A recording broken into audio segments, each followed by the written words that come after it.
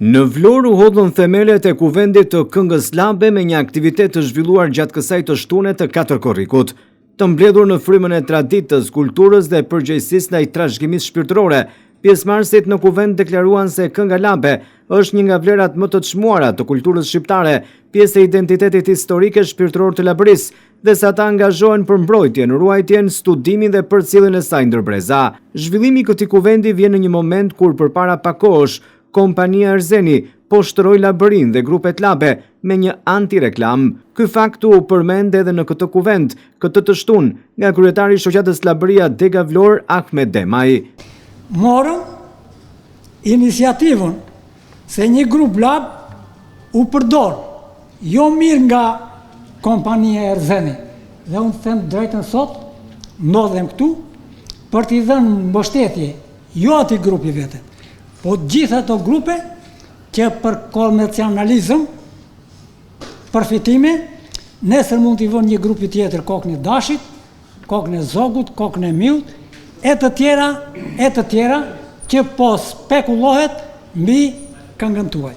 Një mesazh Demaj e ka pasur edhe për 7 deputet të Vlorës, të cilët duhet të mbrojnë këngën Labe, siç tha ai, si pasuri të përbashkët të kombit shqiptar. Ashtu si më kanë borgjë 7 deputetët e Kuvendit të Shqipërisë, që e hodhën firmë, do ta kërkojmë deri në qeveri. Ka një vit që po na bëjnë se hirë. Do vinë prapë tek ne. Për të dhënë llogari. Dhe më e keqja, që këta që po na sabotojnë këtu në Vlorë, po bëhen konsulentët e parë të pushtetit vendor.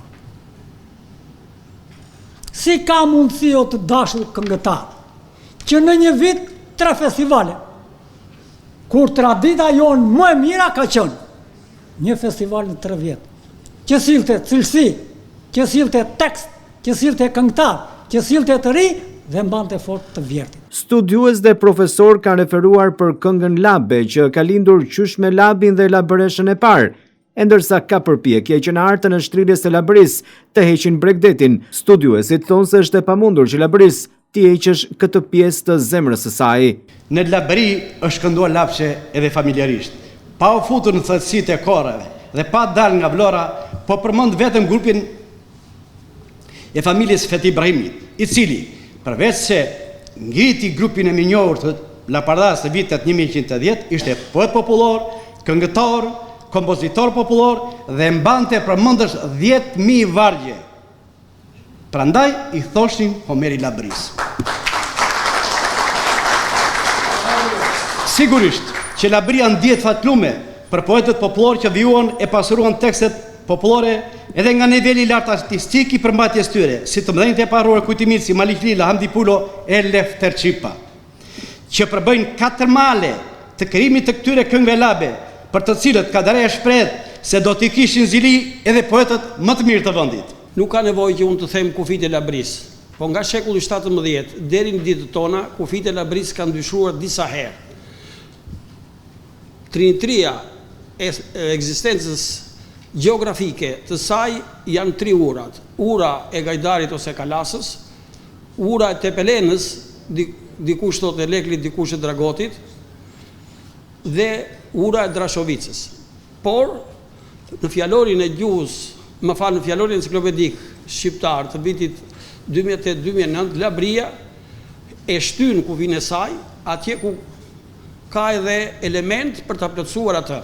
Vjosa është i kufi fizik, por fjalorin enciklopedik i vitit 2008-2009, se janë 3 vëllime, e çon kufinin deri në qafën e Kiçokut. Kështu që në kraun e kalon Vjosën dhe merr dhe kraun e djathtë të Vjosës, zonën e Vërisë apo Kras, si njihet ndryshe Kras Bus.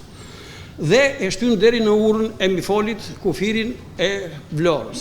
Në këtë kontekst ka përpjekje për të hequr Bregdetin. Është e pamundur t'i heqësh Labërisë Bregdetin, sepse Labëria në 3 letra, 2 të Himarës, drejtuar Papës Romës dhe drejtuar Ajo Katerinës, është identifikuar dikur edhe me emrin Himar. Kështu që në këtë tërësi Bregdeti është pjesë esenciale e Labërisë. Gruaja ka zënë ndërsheku një vend të rëndësishëm në këngën Labe. Përveç vlerës artistike, kontributi i saj ka një rol të rëndësishëm edhe në aspektin kulturor. Brez pas brezi, femra Labe ka kënduar në gëzime e nidrime, në dasma, në festa familjare, në rite e në momente të rëndësishme të jetës. Zëri saj ka sill ëmbëlsi, ndjeshmëri, emocion, duke bërë këngën Labe edhe më të pasur artistikisht. Ajo ka ditur të shprehë me mjeshtri, dashuri, dhimbje, trimërinë dhe shpresën, duke prekur zemrat e dëgjuesve. Përveç vlerës artistike, kontributi i femrës ka një rëndësi të jashtëzakonshëm kulturor. Përmes këngës janë ruajtur gjuha, zakonet, traditat dhe historia e Labërisë. Nënat dhe gjyshet u kanë përcjellë këto këngë fëmijëve, nipreve, duke bërë që ato të mbeten të gjalla edhe sot. Gjatë kuvendit Kënga Labe u tha se mbështeten përpjekjet shkencore dhe institucionale për trajtimin shkencor të historisë, origjinës dhe emërtimit të këngës Labe. Po ashtu antarët e kuvendit nxisin bashkëpunimin e këngëtarëve, poetëve, studiuesve, grupeve folklorike dhe institucioneve kulturore për zhvillimin e saj.